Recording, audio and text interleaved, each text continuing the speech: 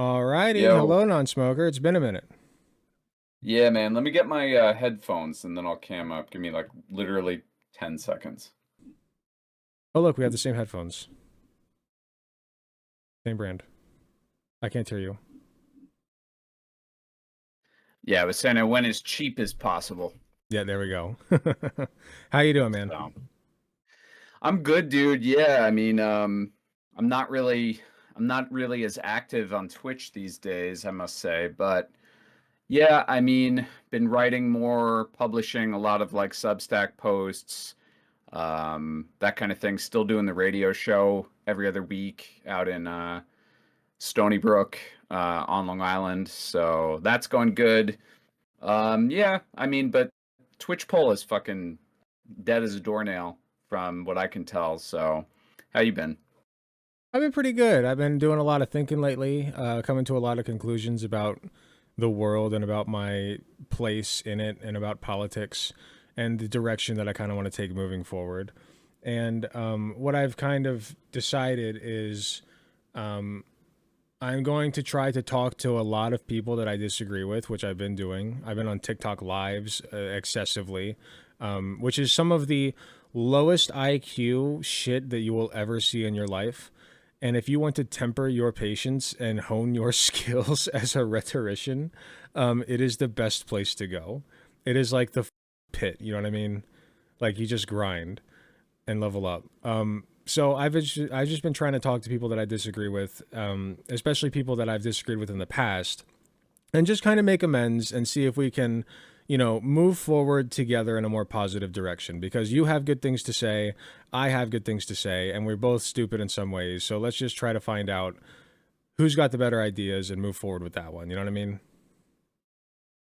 Yeah, well, I commend you on that. I was saying a few minutes ago on stream a little bit about the origins of Alec and Nonsm0ker, and if you The recall, lore. you actually set up or helped set up my first debate with Dylan Burns. Yep. So I do, You're even welcome. if we've had, yeah, exactly. Even if we've had a lot of disagreements in the past, I still like very much appreciate that. It helped me get the ball rolling with all this stuff. So thank you. And yeah, I'm open to whatever you want to talk about. So okay, let me ask you this before we get into anything. Do you feel like your ideological position is like shifting at all, or do you think that you're just trying to kind of reaffirm the stuff you believe by debating with different people? That's a good question. I think it's a little of both. I think that most of my core positions are the same. I think that I've come to some conclusions that before I would have never imagined.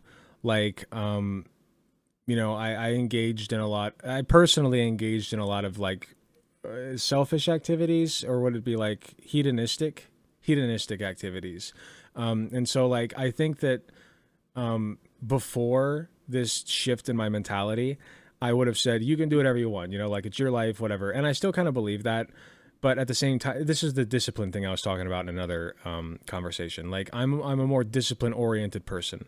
I think that if you can discipline yourself in your life to not give in to hedonism, to not give in to urges immediately, as soon as they occur to you, like wanting to masturbate or like eat a bunch of fucking bad food for you, like just some discipline and structure in your life. I find that a lot more important these days. I think that it's important to speak to the opposition rather than just write them off entirely.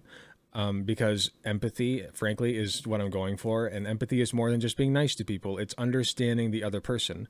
And so, even if your goal is to destroy the other person, the best way you can do that is with empathy to understand where, like, that person, like, right now, I am giving you free information about my mind right now. Like, you could use all of this against me. You know what I mean?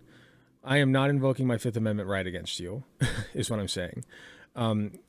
Like, and this was what cops and investigators do all the time. They use that information against you. My goal is to use that information in the opposite direction for the benefit of everybody, for the benefit of as many people as possible. So I'm trying to talk to as many people as possible, both people I agree with and I disagree with, pull together all of the best ideas, and then use those ideas to move humanity forward in the best way that I possibly can. Yeah, well, I mean, it sounds like you got a big, pretty big goal in mind there, A big and plan. I don't know. Yeah, I commend you for that. I think that that's a positive. Look, we disagree, I'm sure, on a lot, but I guess I'm happy to say we can probably at least agree on the fact that empathy is like a good thing. It's a good, I'd say, starting position to say that, well, I should seek to try to find the humanity in the other person.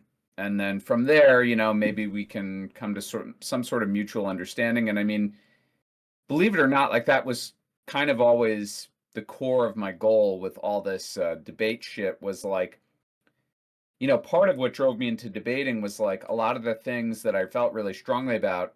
I was legitimately not understanding how people didn't come to the same conclusions that I did, especially if, like, I figured if I just gave them enough information that they would see where I was coming from. And I found that online debates were like not at all a good forum for that. Like, No. you could present a lot of really good information to someone and they could just be like, they use like rhetorical tricks or they use like I don't know, like sort of dirty debate tactics, or they like browbeat you and condescend. And, it's very much like gamer culture, like owning the other person and winning. And Yeah. you know what I And mean? I'm So guilty. I was going to say, have you found like any success with your new approach? I have. I've had a lot of very pleasant conversations with a lot of people that I never thought I would. I just got off with a libertarian, a right wing libertarian, and I thought that our conversation was very pleasant. I thought we agreed on a lot of things. There are plenty of things that we disagree on, but at the end of the day, I'm trying to focus on the things that we agree on because I don't think that there is a person out there. There might be one or two, but like the overwhelming majority of the population deep down thinks that they are the good guy in their own story, right? And if for some reason they think they're the bad guy, there's a good reason for it. There's a damn good reason for it, right? So ultimately, what it comes, you don't need a reason to be the good guy, you just are. But like if you're the bad guy, you need a reason. So ultimately, what it comes back to is you're the good guy. So if everybody thinks that, like you were saying, exactly what you were saying, why are we not all coming to the same conclusions? You know? So what I'm trying to do is pull as many people together and try to come to to as similar conclusions as possible, or at least conclusions that can jive with one another. I think that's a noble goal. Thank you. So look, so okay, where do we start? Like, I don't know. I mean, I'm sure a lot of people watching you don't know me or they're not that familiar with me. Sure, let's start with that. I'm Yeah, I'm a Marxist Leninist. I'm a tanky of sorts. I consider myself for a tanky extremely rational, and I base pretty much everything I believe on, if not evidence, then a fair amount of research. So, with that said, I mean, for me, what a tanky is in 2025 in America is someone who believes that basically capitalism is reaching a crisis stage. The billionaire class has hijacked our political system. There's no saving it through legitimate means. Um, I don't advocate for any sort of illegal, violent action to overthrow the system. Obviously, that would be self defeating, but rather, I commit myself to organizing outside of the system to try to prepare for how to establish something after the system falls apart, which I believe it is very much on its way to doing. I actually think this whole era of the second Trump administration is proving a lot of my predictions correct in that sense. You could look in various places, be it international conflicts, the economy, the domestic political situation, the censorship of free speech, dissidents being deported, ICE, like basically raiding people's homes and, deporting them arbitrarily to prisons in El Salvador. I mean, like we could go on and on and on. And I think where I disagree with most liberals and most social democrats and most left wing people is that they think that we could just vote our way out of this. And I think that we could probably vote our way out of Trump, maybe, hopefully, right? Or his second term will end. But, I happen to believe that the way the two-party system functions is that since it's hijacked, whoever's in power is going to accelerate a lot of these problems. It might not take on the same flavor as Trump, but at the end of the day, like it's Americans have less and less ability to take care of themselves economically. They live in a more and more hostile place in terms of their well-being. There's all different areas where I could talk about that. Perpetual wars, etc., impending climate disaster, blah blah blah. So I just don't think we can vote our way out of this one. I think it's I guess it's a very black-pilled position, is my point. Fair enough. I find myself less black-pilled. I think that it is possible to reach people through conversation. Now, how easy that is another matter entirely. But, you and I are sitting here talking to each other. We've had some very strong, harsh words in the past, mostly from me because, I was an idiot and an asshole. But, like you've found it within yourself to, you know, see past that to come talk to me again. So I think that, and we still disagree on some things, I'm sure. But I still think that ultimately, deep down, especially you and me, agree on way more than we disagree on because I agree with like 90% of everything you just said. I don't know about like the whole legitimate methods thing. I don't know what you mean by that, but I don't want to Fed post you. So, like, let's just say this. I think that we don't have to do like a French Revolution style takeover of the government. I don't think. I think that it'd be possible to simply converse with people, and just try to understand where the other person's coming from and get to the bottom, like the core of their belief, right? I described it earlier as like a Tootsie Pop. You got like every question I ask is like another lick toward the nougaty center. So like you start with like, okay, you think gay people are bad, right? Or like you think being gay is bad. Why do you think being gay is bad? Okay, because it's a sin. Okay, why is it a sin? Because God said so. Why did God say so? Because it's natural order, whatever. Eventually, what you get to is they don't want gay people to go to hell. you know, all they're trying to do is save gay people from eternal suffering. So they're like, okay, if you can just go 80 to 100 years of your life without indulging in the thing that everybody else is indulging in with members of the same sex, then you get eternal bliss, right? And that's ultimately what's at the core of their belief system. Do I agree with it? Of course not. But, at the end of the day, they just are trying to appease an ultimate power in order to save that person from an eternal damnation. And I can respect that in a weird way. You know what I mean? So, like, we are all the good guy in our own story. We all have good intentions for the most part. There's like one or two exceptions, I'm sure, but for the most part, the exceptions are negligible. Yeah, no, so I agree with that. I don't know. I mean, I think it's an interesting way to go about talking about this stuff. Um, Hmm. I don't know. I would say it sort of contradicts the whole idea of debate a little bit, but at the same time, not really. Like I think a good debate seeks to find common ground to begin with. Now, my question for you would be, well, it's so weird because I don't know if we should talk about our disagreements or your method, which is both are interesting to me. But I guess just to keep it on us, you know, um, so what I found really disturbing was the lead up to last year's election, specifically last May. I had a debate. I was on a panel with Wick, and Wick organized it, and it was, Hutch. I'm sure you're familiar. Pondering Politics, who's this guy. I think his name's Josiah, and then there was some other and whatever. It was like all these liberals basically, and Excuse me. there was this big disagreement with them and I about like whether or not we should vote and whether or not voting is pointless and a lost cause and all that kind of stuff. And it led to, at one point, a very heated back and forth between Hutch and I. I actually turned it into a clip. And basically Hutch was saying, like, you guys are like clueless, and you know nothing about politics, and you know nothing about this or that, and blah blah blah, like, yada yada yada. And I think that that's the approach of a lot of these, like, people on the left, is like, look, you Yeah. guys love failure. You love failure, and you want to destroy our movement and all of that stuff. And my whole argument really was like, look, the guys, or I'm sorry, the people that you guys are pushing us to vote for, Kamala, Biden, many, many, many people within the Democratic Party, don't represent the interests of most left wing people in America. Um, they don't actually give a shit. They don't push forward a real progressive agenda in any way, or they don't do it sufficiently at all. And you guys want us to just keep voting for them just because.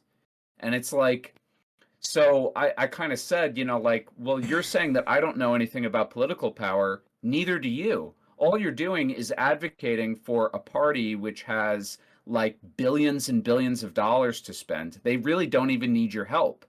They're gonna be either the first or second party in every election, no matter what, because the whole thing is just sort of set up that way, and nobody wants to do anything to pressure the Democrats to do better.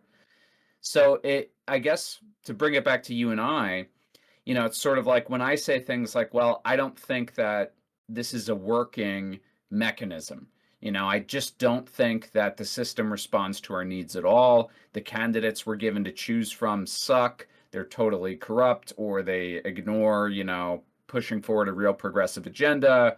The wars continue. We don't have health care. The Democrats right now are shutting down the government, or helping to shut down the government. They're stalling on this bill.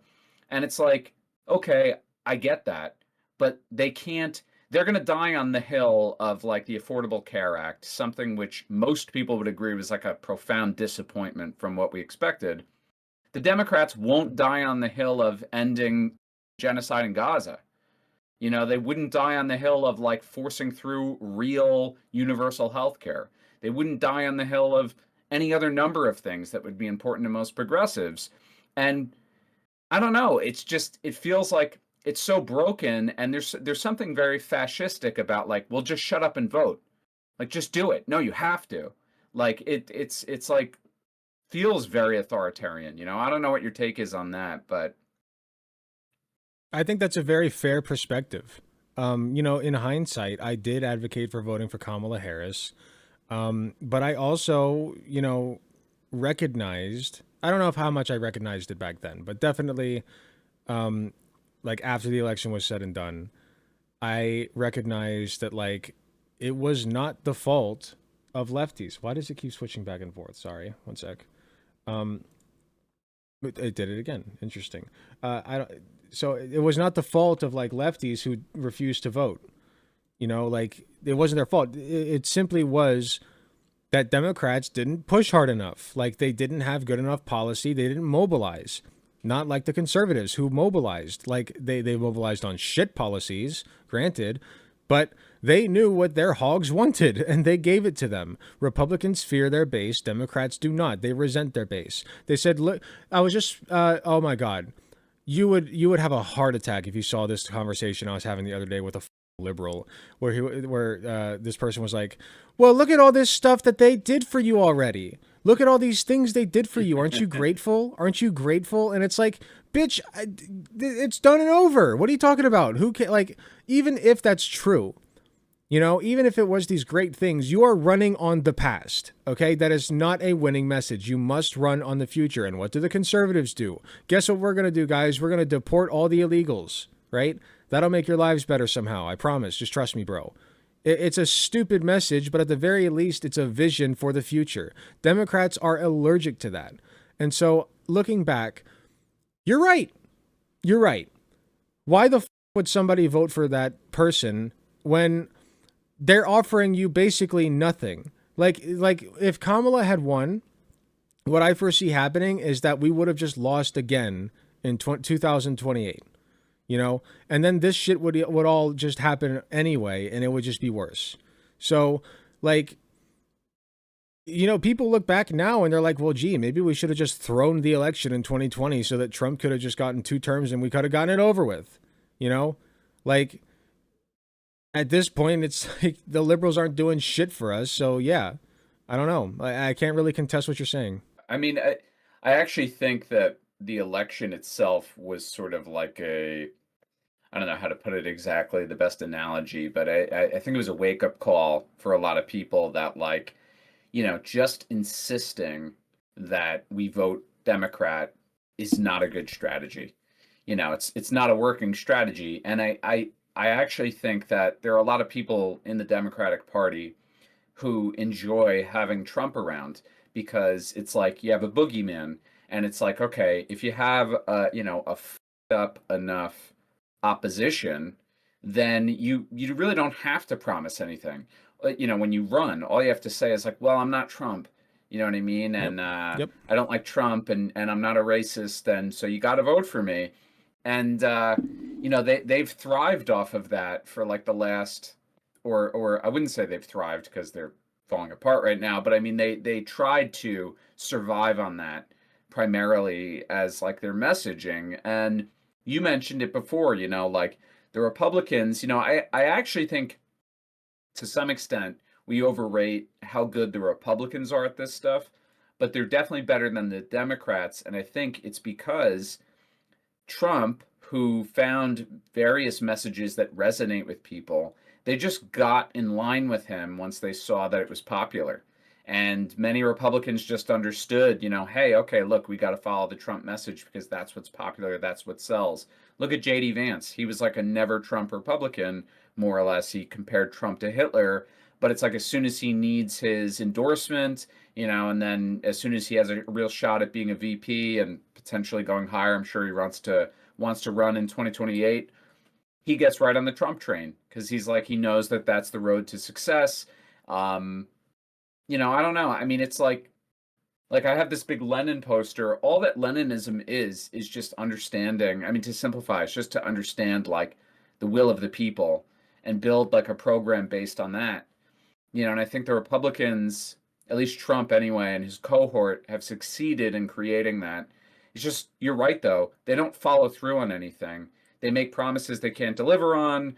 And I think that's why now, during the second Trump administration, his popularity is collapsing. I mean, really started with the Epstein stuff, but Yeah. yeah, I mean, people are thirsty for a vision. They're thirsty for somebody who will do anything. At least for all the shit Donald Trump is under fire for, at least he's doing something. He opened Alligator Alcatraz. That's something you can tear your teeth into, at least, or sink your teeth into. So like, people just want something to happen. They're tired of nothing happening because their lives are just steadily getting worse and worse and worse at a snail's pace, and they're just waiting for the next economic like right now. People are literally just praying that the housing market crashes because they think something will happen if that happens. yeah, Like yeah, people like at least like I compare it to when I was talking to that liberal, what I said was liberalism is like Chinese water torture because what you have is you're laying there with a drop of water flicking on your head every few seconds or so, and you're just going insane from it. If Donald Trump storms into the room and chops your arm off with a chainsaw, at least you feel something. Like people are just yeah. desperate for something different, and I think people like Zoran Mamdani, all right, who is very much in the lead right now, if I understand correctly, are delivering on that. And so I hope that more people like Zoran come into office and continue to do that. However you feel about electoralism, I know you're not an electoralism guy, but at the very least, it can help mitigate some of the damage if that happens. So I'm hoping that more Zorans pop up. Yeah, well, like, okay, New York is, I mean, I'm on Long Island, so I'm not in the city, but New York is my home, so I like the idea of Mamdani because to some extent, even though he's, I could argue he could be a lot stronger on the Israel stuff, he's at least Israel critical in the most densely Jewish populated city in the world outside of Israel. And that means Anti-Zionist something. curious. Sorry. Right. Even if it's just symbolic, like even if it's Yeah. just you're leaning and flirting with it, fine. I'll take that over all these other mayoral candidates who are like, the first trip I'll make once I get elected to mayor of New York City is to Israel, to kiss Yeah, the wall. It's like, dude, like how cucked fucking is this city now, And yeah, so it's something. I agree with you there. It's something, and how much can he really deliver on the stuff he wants to do in New York City? I don't know. You know what I mean? But it'll be cool just for the brief W, I suppose. That I understand. I totally get that. But those things, if like I would agree insofar as it's a symbolic win and it's fun, but like the real work is like honestly, I mean it sounds like dramatic and it sounds cynical, but like the more time that goes on, I feel like the more I feel vindicated.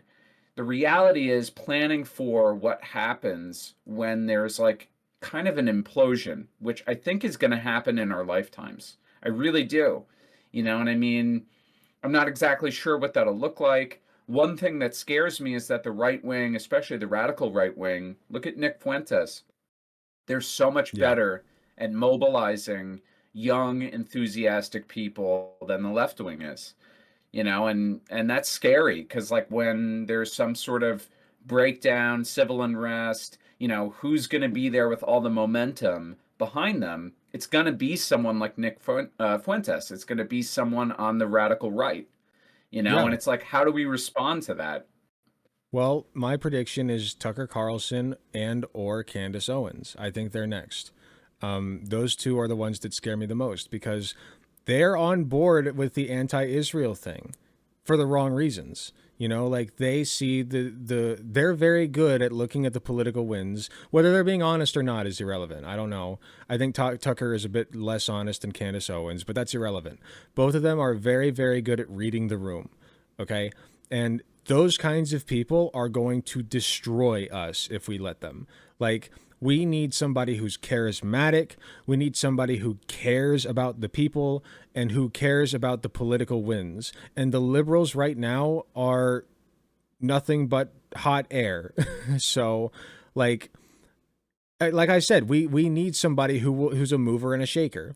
Um, and until we get that, I really can't fault people for not wanting to vote. Like I get it. It feels like we do the same shit every year. We either take a day off work or spend time on our day. Like it's not worth the time. Like I literally didn't vote today. You know, like, and it's not because I like made the purposeful decision not to. I just forgot. So, like, it wasn't that important to me. Clearly, I mean, yeah, it also depending where you live, there's probably not a lot on the ballot. Like where I am, it's like local judgeships and shit yeah. like that. But the real test for a guy like you is, and I don't mean to like, whatever, like typecast you in any way, but real test for a guy like you or the average person on the left is like the Hmm. next presidential election. If they put forward JD Vance and Gavin Newsom, you know what I mean? Like, and are you going to buy the hopium the Democrats sell you again? And I mean, I don't know. Like, I also don't think that it's really detrimental to go out and vote for the Democrats either. What I think is more problematic is like voting for the Democrats taking up the majority of our discourse in this political sphere online where we're supposedly informing people, especially young people, through debate and streaming and all this stuff. We amass tiny audiences and we, try to inculcate them with ideas and information and shit like that. If we spend our time on this platform when people are paying attention to us, advocating for a party that doesn't need our help, and ultimately pushing people to believe voting is like legitimate political action, it's honestly, it's just not in the current system. So, what do we do instead? I say we start to talk. And look, if you're not like me and you don't believe in the black pill stuff, okay, fine. Talk about the policies and the positions that we really care about and try to figure out a way through electoralism, if that's what you believe, to really push those agendas and make some shit happen. Find some fringe candidates who are down with the really, the Zoran Mamdanis of the US. Find them, advocate for them.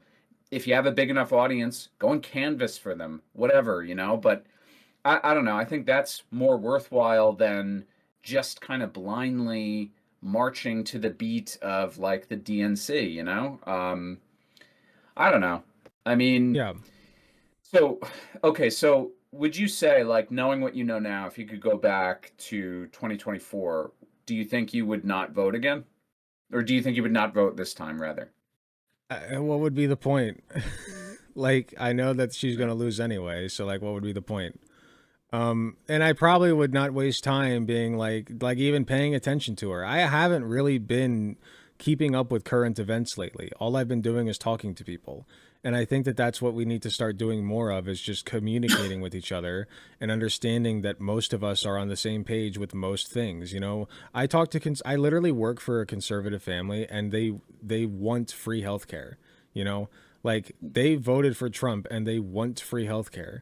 Make that make sense. Like, let's reach some of these people, because they have ideas that are similar to ours in many respects. They have desires and goals that are similar to ours in many respects. So just start talking to people, start getting them on board with these same things. Start with their personal lives. How are you doing? Like, what's going on in your life? What's the deal? Oh, you had to deal with insurance? Boy, that sucks. Have I got a solution for you?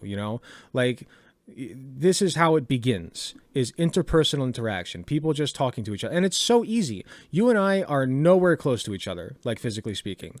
It is easier today than ever to just open up the computer and just start talking to people. That's what I did on TikTok live debates. That's what I'm doing now. That's what I do on this Discord server. Like, I love jumping into the voice chat and just sitting there and mostly listening to people. Listening is very important. Okay, people have lost the ability to listen, and I am among them. Okay, I still interrupt people. I still like I'm sitting here right now giving you a very long diatribe, like, I'm a yapper. So I'm trying to like temper myself, lower my vocal output to its bare minimum that is required in order to get my point across, and then sit back, listen to the other person talk, absorb their ideas, and then try to put it back out on the table and analyze it and make it make sense. And I think that that's where it begins, personally, is just talking and listening, mostly listening. I mean, I agree with that for sure. Yeah. I'm a big on listening in general. Probably to a fault, actually, with debates, because I tend to let people go on and whatever. I'm like too polite or, conflict averse to like cut them off and be like, fuck you. But may I suggest, like, this is a great reason to read? Like, Probably. You're right. reading is actually like, it's the best way to allow the other person in that dialogue to just go. And, you kind of are not a participant in a sense that you can respond, but you take those ideas and let them generate in your head, and then try to, I think, like, a lot of what I do on radio and streaming is I just talk about things I read, you know what I mean, and interact with the audience about them. And yeah, I mean, I find that to be a lot more helpful than, unfortunately, online discussions generally are, because online discussions, in my experience, especially debates, it's like a grossly ill-informed mess of like bullshit. You know what I mean? And Mhm. like, I don't know. It's also difficult sometimes for me to judge how good faith and serious someone's really being. Like, a lot of people are just f***ing around. You know what I mean? And they're just having fun, and like they don't really care about any of this stuff. And so it's a waste of time in a way to talk to them. Um, that being said, though, look, there is something really cool about this, that we could just pop a camera on and talk to each other now, and there's Yeah. people watching, even if it's only a few people. So I don't know. I mean, like, where are you at with streaming? Do you think like you're gonna continue streaming Oh yeah. as much as possible, or Oh yeah, for sure. yeah? Tell me about that. Yeah. So my platform, I've amassed like 31,000 subscribers. 30,000. I think, what is it at? 30,000 now? Nice. Yeah, I think Wow. 33.1. I've lost like 200 subscribers because people think I'm an asshole now because I listen or something. But like this conversation couldn't have happened like 3 months ago, you know what I mean? Like, I was a different person. But like, and I know that sounds drastic. It sounds very fast, but a lot happened in my life. Anyway, what I'm trying to use my platform for right now, because I've amassed so many viewers, a platform is essentially a cult of personality, right? People in my audience respect what I have to say, and they may question it, they may challenge it, many of them do. But for the most part, I only lost 200 subscribers out of 33,000. Like, let's be real, that's not that many. So, like, people are still hanging on to every word that I have to say, and that is valuable, And so, all I'm trying to do with that is enforce upon them this new ideology of empathy, radical empathy, I call it. Have them listen to people in their own lives, interpersonally. Have them listen to themselves too, because you have to have empathy for yourself, right? And just encourage people to start improving yourself first. Clean your own room, as the great Jordan Peterson once said. And then from there, you expand outward. Like I've been helping my wife out with her anxiety. I've been helping out my family with their interpersonal conflicts. I've been just trying to fix things in my own immediate surrounding because that's where I have the most control. But I also have some amount of control over other people and their immediate surroundings because they listen to me. And so I have my own personal locus of control here in this house and around in my life, right? But the internet has allowed me to expand that to people who now watch. So now there's a little bit of me inside of every single person that is watching this right now.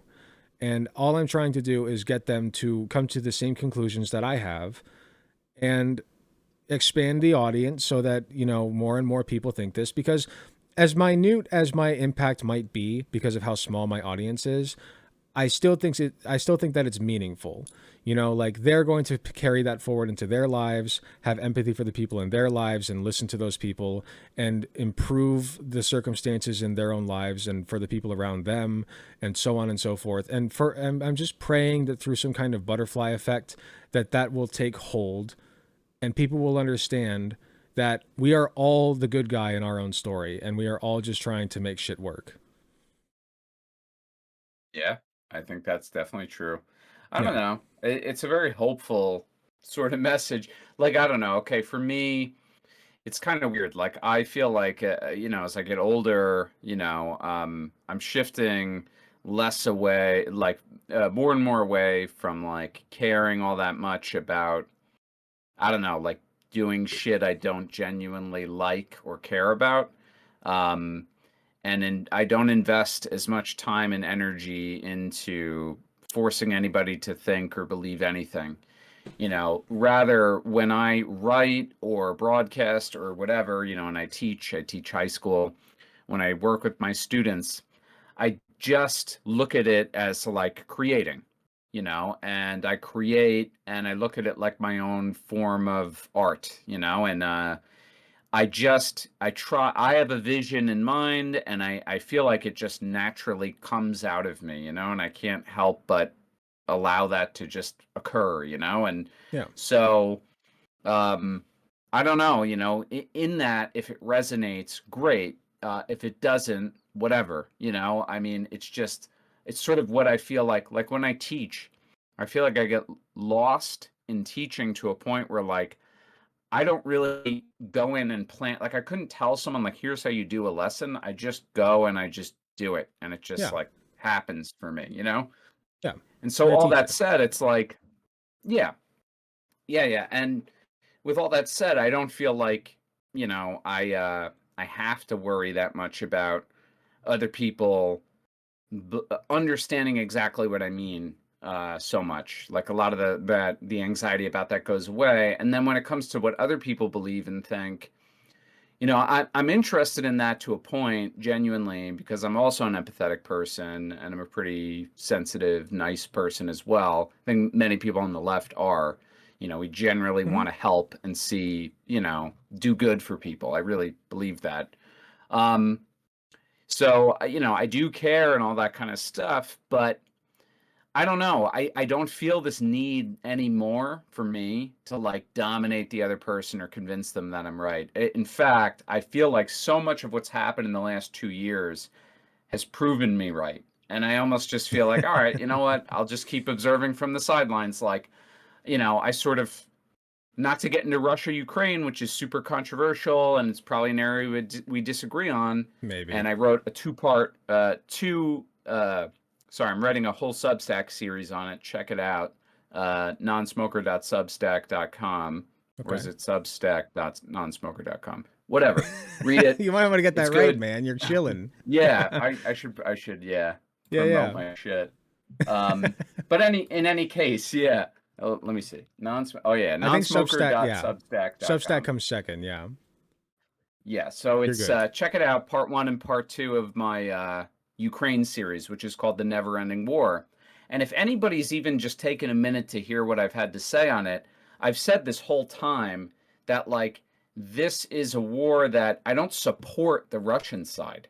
I just think that America's meddling in the region has partially caused the war, and that it's our meddling in the peace negotiations have artificially lengthened the war. It's led to more people dying. It's been a disaster in every possible way, and it's a tragedy. And, I feel like I argued with people on the left all through Biden about that. And I had nothing but like just endless, endless conflicts with people over that. And now that Trump is president, the assumption was, oh, Trump is just going to sell out to Putin. And it's like, no, actually, he's continuing the war. He's mulling over sending Ukraine Tomahawk missiles right now, which would allow deep strikes inside Russia. It's a total escalation of the conflict. Like, Trump is the one who increased weapons shipments to Ukraine in his first term. Like it's because the US is a war machine and it promotes war everywhere. Wars are profitable. Wars help us with our position as the unipolar hegemon, and it's about hurting Russia. It's not about helping Ukraine. And I know a lot of us don't like Russia, but we got to understand that might not be the best thing for Ukraine. Um, so I don't know. I mean, like, whether it's Gaza, which like from the start, I think you basically probably agree with me on Gaza. From the start, Yeah. I was like, this is, not that I support October 7th, but we all know that that was an inevitability based on what was happening in Gaza before that. And then after that, it was a genocide. The Israeli military used it as an excuse to try to exterminate as many Palestinians as they could. And, I didn't like, I felt like I was trying to say that the whole time. And there were people who were like, no, no, no. It's like, all right, listen, believe whatever the you want. Just look at what plays out, Hmm. So, yeah. Yeah, and we can go down the Russia versus Ukraine rabbit hole if you want. We got like 20-ish minutes. I plan to be on with you for about an hour if that's okay. That's We fine. could do that. But, ultimately what it comes down to is we're both on the side of people not dying, right? Like, that's why, Yeah. yeah, that's why you're against the United States sending more weapons to Ukraine, because you're right, it does help lengthen the war. And the longer the war goes on, the more people die. So I see your logic. We can, again, I have my questions about it. But like I said, even if that's something we disagree on, the core of why we disagree on it is because we agree that we want fewer people to die, or more people to have as much freedom as possible, right? And you can't have any freedom if you're dead. So, you know, I get it. Just fucking fly. Yeah. Well, that was my whole thing, dude. It was like when I would argue with liberals about it, it was like, yo, I don't want Ukrainians to die. You got to understand that. Like, Yeah. and there were people, dude, it didn't matter how often I said that to people. There were still, I mean, Brianna Wu is the worst offender out there. Oh She was like, no. well, you are a Putin stooge. I'm like, okay, Brianna, like, I have 5 viewers. You really think like I'm like taking Russian You're money, getting you right fucking paid. idiot? Yeah, like, The oh yeah, I'm Russian taking money's coming rubles. Like into I'm a, non-smokers right. bank account. Yeah, what a waste of money. Like I I wish. don't in fact, what's ironic about that is on my Discord and in my corner of Discord, I'm getting yelled at by the pro-Russia people for not being Hmm. pro-Russia enough. And I'm like, what the like I just posted that Substack, and the two negative responses I got were both from people who said, you're way too pro-Western. And I'm like, wow, I'm sitting here nervous to publish this stuff because I don't want my liberal friends to get mad at me. Now you guys are saying I'm too pro-Western, pro-US, whatever, like I There's can't no winning. win. No winning. Well, that's the thing is people don't want to listen anymore. Everybody's a yapper. Okay, we all have our special little ideas, and I'm among them. Okay, I'm a big yapper, but I'm trying to temper myself and just listen to people now. And you've been a very good listener this entire conversation. I feel like you've very much, uh, you know, oh, hi. You've taken the time to try and understand where I'm coming from and why I believe the things I do, and all I'm trying to do is return the favor. Um, oh, you see the fly, baby? If you can get it, that would be amazing. But anyway, yeah. So that's empathy, right? And I feel like you're right. You have shown an incredible amount of it, especially during this conversation. I actually made this meme. I'll post it in the chat. Um, I think this encompasses how I've been like I've viewed it lately less as like left versus right, which is still important. I'm not saying that's not important. I don't think that right wingers are good people just because they're good listeners. Because Charlie Kirk was a very good listener, and I don't think he's a very good person. So, that being said, where's it at? Listen, Alec, while you look for that, I have a Yeah, question for you, sure. actually, because It's right there. it didn't even click in my head about the Charlie Kirk thing. Oh, I Mhm. see it. Yeah, yeah. Oh, yeah. Good. I like it. Exactly. Uh, uh, so so I got to ask you, like, Sure. cuz you like there's a few people I knew on Twitch who were like pretty strong like critics of Charlie Kirk specifically, and I would say Hmm. you were one of them. Yes. So what was your take on that whole thing? I mean, I got to know. Well, that's kind of what kicked off this whole arc of mine. So Charlie Kirk was he thought that empathy was fake, and so that got me thinking. Okay, what's like the best way to counter that? Well, obviously, it's to delve as deep into empathy as I possibly can, and so that's what I did.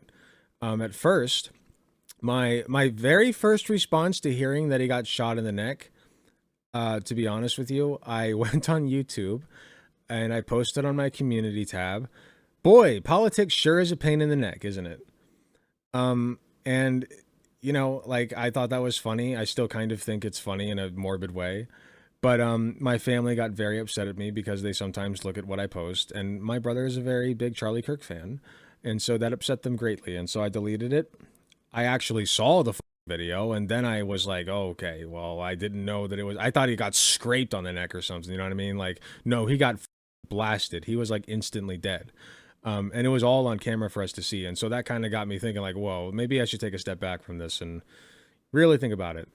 And so what I started doing was instead posting Charlie Kirk quotes, just to reinforce he was not a good person. He is not somebody who is worth commemorating, you know? And then I was like, okay, I don't really want to celebrate, but I understand why people are celebrating, and I understand why people are getting upset at people for celebrating. So like I'm working through all this math in my head of like where every single person is coming from. And at the same time I'm trying this empathy thing where I'm like, well, Charlie Kirk thought empathy was fake. He thought it was a made up concept. So like at the same time as like I'm trying to figure out where everybody's coming from, I'm also rolling this idea of empathy around in my head. And at the same time as that, in order to blow off steam from fighting with my family over the Charlie Kirk shit, I'm going on to TikTok lives and basically like yelling at people on these TikTok lives about, everything from Charlie Kirk to abortion to trans people, whatever else. And through this all, I kind of found it is a long story, but I found some confidence in myself because I differentiated myself from my family. And after getting that confidence, I started realizing confidence is just empathy for yourself, right? And so, what you need to do after you gain confidence is start spreading empathy around to other people and listening to them and understanding what they have to say. So, where did we start in this conversation? What was the initial prompt? I forget. um, I just was curious your thoughts on the Charlie Kirk thing. Charlie Kirk thing. Sorry. So the Charlie Kirk thing. So that's kind of where I was coming from with the Charlie Kirk thing. I think that Charlie Kirk, one, like I said, was a great listener. He was a great orator, a great speaker as well. Okay. I think that Charlie Kirk was a bad person. Like not like fundamentally bad. I think that he thought that he was doing a good thing by going around to different colleges. I think that some part of him at least partially believed in the things that he was doing, if not fully. And I think that it is a tragedy that he was taken as early as he was. You know, if you look at it objectively, a father was stripped from his wife and children. And that's sad, you know, and it's even more sad that people are celebrating that. You know, and I'm not saying that those people don't have a right or they don't have a point or whatever else. I'm saying the concept of people celebrating the death of a husband and a father or a person in general is just kind of fucked up. You know, I don't like that. So all I'm trying to do is reach a point, help us move towards a point in society where that kind of thing is seen as barbaric. You know, like the idea of celebrating somebody's death. And part of the way that you have to do that is to keep us from spawning more Charlie Kirks. Because, again, it's not like they don't have a point. Charlie Kirk is a bad person. He was a bad person. So I can't get mad at them for celebrating because he spewed bullshit, you know, bullshit that hurt people.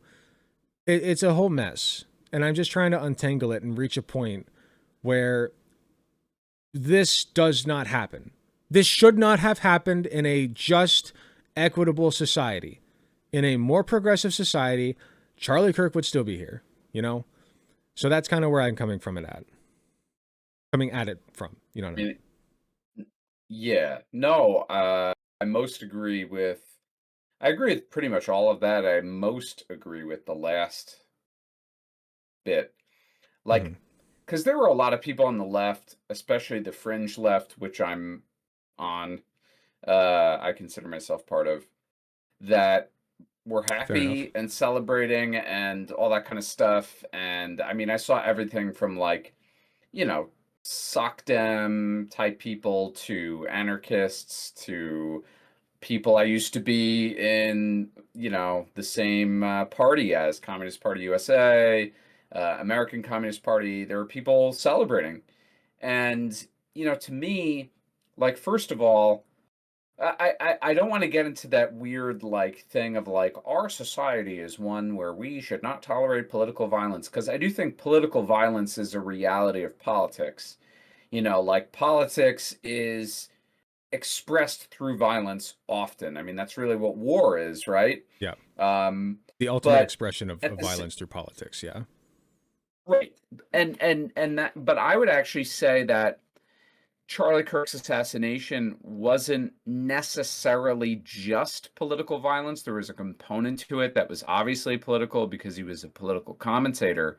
But I actually think, you know, this kid who shot him was one of these, you know, estranged, isolated, lonely people who spends a lot of time online, who becomes, you know, I got to actually give credit to Vosh, who I'm not a fan of, but his the title of his YouTube video was about the Catholic school shooter in Minnesota. Yeah. He said, "Internet poisoned." Yeah. And this kid was internet poisoned. You know, he was Oh, yeah, writing for sure. Bella Ciao and anti-fascist slogans on these bullet casings. Like he, and somewhere in his brain is like LARPing, and all of that is like a cover for like some sort of mental health crisis. You know, self-hatred, self-loathing, misanthropic, nihilistic kind of loose set of beliefs that our young people, I think, are like inundated with. And a lot of it is like, it's a combination of things. You know, it's, I would argue medication is part of it. Not that, you know, some people need medication. Obviously, I'm not trying to say nobody should be on it, but I think kids are over medicated. I think kids are, uh, have been desocialized. They're, you know, totally absorbed into the internet. You know, they're cut off from regular people and they're detached from like humanity, their own humanity, and the humanity of others. And they're detached from the immediacy of like real consequences to their actions. And, you know, like this kid, like to him, this was like an event online that he was, that he did something in real life to put it online, you know, for like Right. infamy. And it Challenge was, complete. yeah, and all of that, you know, like here's the thing, I'm saying all this stuff about the internet, but lots of countries have access to the internet. They don't have problems like this. You know, I think it's a combination of like all the issues that you and I would definitely agree on in America in terms of economic inequality and all the horrors of that, combined with this internet culture of Yeah. shit. and toxic garbage. And that's why these kids, man, I work with kids. I work with teenagers. That's why these kids, they feel hopeless. They get absorbed into this shit, and some of them are crazy enough to go and shoot someone, and Yeah. I don't know. I mean, you say it's not a political assassination. I would challenge that and say, well, maybe it wasn't directly driven by that person's individual politics, but the politics are what caused it, right? Because it's capitalism at the end of the day that kind of divides us and, keeps us on our own separate little islands, and isolates us. The isolation is largely a result of the drive for profit at the end of the day. So like it kind of was political in a way. Um, and I think that you're right. The internet itself is not the problem. I think the internet's a beautiful thing. It was created by a guy who didn't even patent it, or like, what was the deal with it? He like completely like gave away the World Wide Web for free or something to the public. Like, it's one of the greatest inventions of mankind. It has connected all of us. And what have we done with it? you know, this is going back to what I was saying earlier. It is so easy for you and I to just hop onto a call, and you can feel whatever way you want about like how productive an online conversation is. I think it's very productive. I think that pretty much every person has something valuable to say. I think that every person can teach us things, and I think that it's important to listen to these people, not to just swallow what they're selling wholesale, but to kind of sift it around and look for, like, let's say that they throw up a pile of shit, you know what I mean? Like, it's just dog doo doo. But it's still worth digging through it to see if there's like a diamond they swallowed. You know what I mean? Like there might be some useful information in there. For my dad, for instance, he's a hardcore conservative. He voted for Trump. He's kind of an idiot when it comes to politics, but he is very, very smart when it comes to people. And he taught me pretty much everything I know about talking to people. And the most important lesson that he taught me was people don't care how much you know until they know how much you care. And that sticks with me every day of my life. I try to show people that I care about who they are and where they're coming from. And if you just do that, it's like a superpower. Like, people will open up to you. They'll agree with you on things that they never would have agreed with you on before. They'll do nice things for you. Like, and that's not why I do it, but I'm just trying to explain, if you need an incentive to do it, that's why. Like, you will just open up a world of possibilities. And so that's why I find it so important, like, especially with the internet, to talk to people and let them know that you care about who they are and where they're coming from.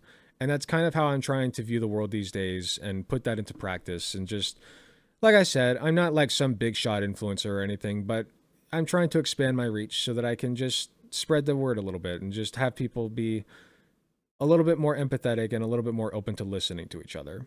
So that's where I'm at right now mentally. I dig it, man. Thank Look, I you. mean, honestly, if you become a big time influencer, that's a positive thing. I think if that's I'll the remember stuff you're you. preaching, and yeah, I hope so. Throw me on a panel or There you go. something. I don't know, kick some viewers my way, whatever. Oh A yeah, hell raid yeah. maybe. I don't know. But Hell yeah, I'll raid look, you right after this if you're okay, still live. I'm probably gonna cut it. I'm probably gonna go to Sure. bed. But anyway, look. Let me just say this. Well, let me ask you this. Sure. So with this new message, this, like, is it fair to say new Alec? Sure. Um, are you going to be, like, I don't know, like, spreading this message far and wide in terms of trying to go back out on the bigger debate scene, like maybe Yep. encountering some bigger names? What do you have any future plans for that kind of stuff? I do. I'm trying to reach out to Andrew Wilson right now. I'm hoping to get him Damn. on. Okay. Yeah. I mean, he was my first dono, if you didn't know that. He was my very first dono on the channel. Wow. I know, right? Like, he just hopped in one day, dropped to five, and said, "Hey, I like the cut of your jib, even though I disagree with everything you have to say. Come on the show sometime. Like, let's debate." And I think that's how it went. And then the only debate I've ever had with him was a dual debate with me and this guy named Sprouticus, I think. I know Sprouticus, Yeah. yeah. And then it was him, and then this guy who looks like Neocortex from Crash Bandicoot, and I can't think of what his name is. but that's who he looked like. It's like dead on, like very thick eye. Anyway, but I got slammed. I got absolutely wiped across the floor by Andrew, and I'm fully willing to recognize that. And that's because I was trying to be so right, you know, like I was just trying to be the one who was correct. But these days, I'm like more open to being wrong, and you know, like. But to answer your question, sorry, I'm getting off track. I am trying to expand my reach. I'm trying to go back on Jubilee again. I'm trying to. I'm gonna probably reach out to Dylan Burns and see if he's got any debate panels going on. I'll talk about anything and everything, no matter how much or little knowledge I have about it. If I don't know much about it, I'll ask you questions about it until I do know more about it. And if I don't believe you, I'll look it up. You know, like it's not like I'm open mouth accepting everything that people throw at me. I'm sifting through it to try to find what's reasonable and logical and what's not. So, but yeah, like to answer your question, yes, I am trying to expand my reach. I'm trying to get this message out that we don't have to be at each other's throats. We really don't. I think that the era, like you said, Twitch polls dead. The era of blood sports debates it's over. People are looking for authenticity and empathy, and that's what I'm trying to bring them. So, anyway, we've been talking for about an hour. I want to give you the last word, but I did also want to ask, give me give me one book. Give me one book I should read, and I will buy it right now. Damn. One book you should. It's so hard because it's like, do I recommend some? Okay, here's a great one. And I find it to be. I'm putting it on my screen actually, so my Sure. audience can also see it. So it's called The Culture of Narcissism, and it's by a guy named Christopher Lasch. It's from the late 70s, period of economic decline in America. But everything that Lash says in that book resonates to today. It's very true. It's easy to read. He's a historian by trade, so it's slightly academic. Everything is very sourced, but just go fucking read it.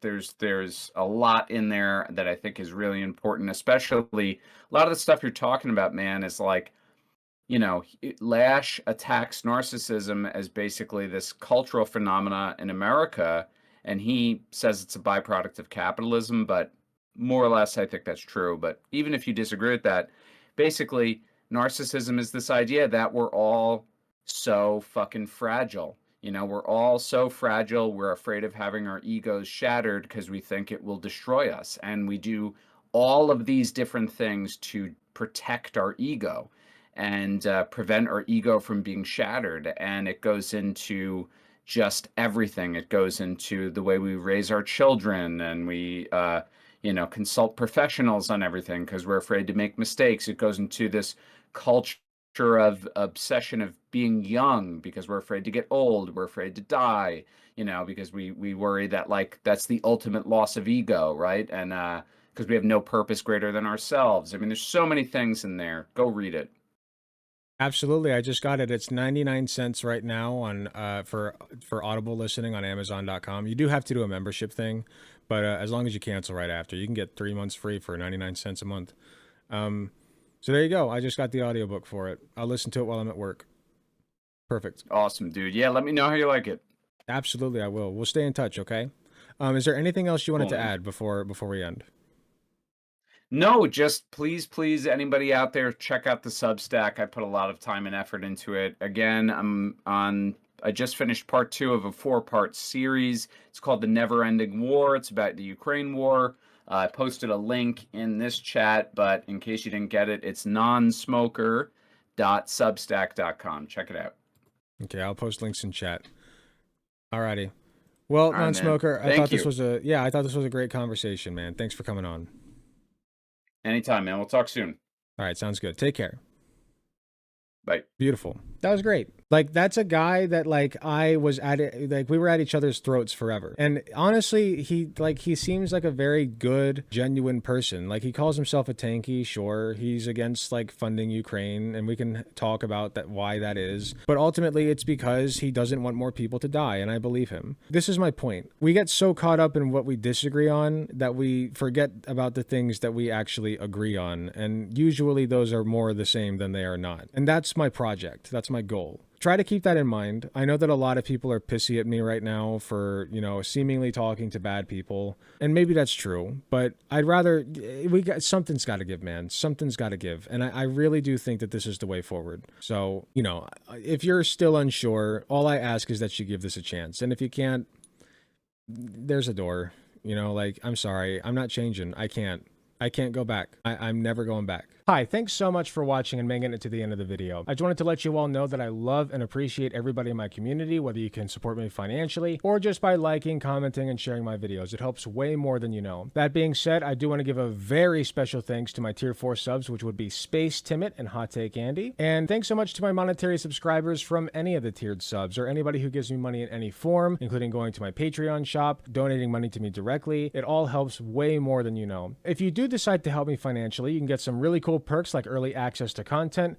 exclusive access to censored videos, also some really cool badges next to your name. Even if you can't afford a monetary subscription, just watching, sharing, and commenting on my content helps way more than you know. Thanks again, and I will see you all in the next video.